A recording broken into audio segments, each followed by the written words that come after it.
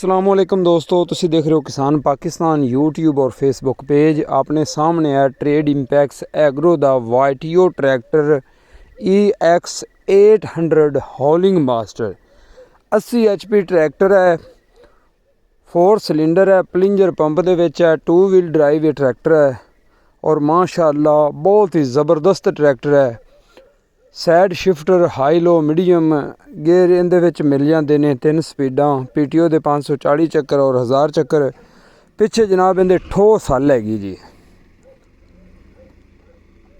11 हल्लां ने जनाब, ते ठोस हल है जनाब, ते ज़मीन भी चंगी पक्की है और ये चल रही है सिंध वाली साइड ते ज़मीन जनाब मैं आना लोहे रंगी हैगी ज़मीन ते माशाअल्लाह।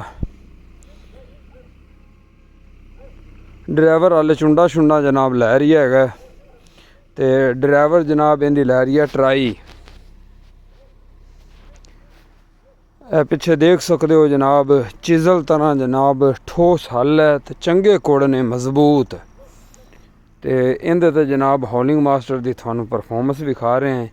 ये ट्रैक्टर जनाब ऑल राउंडर ट्रैक्टर है। चाहे जनाब इनू तुसी ट्राले ते इस्तेमाल करो, हल्लां ते इस्तेमाल करो, ते एक इंदा होर भी मज़ा है जे आलू शालू पटने होवन ते फिर 1000 PTO चक्कर बाबा जी मज़े करांदा है।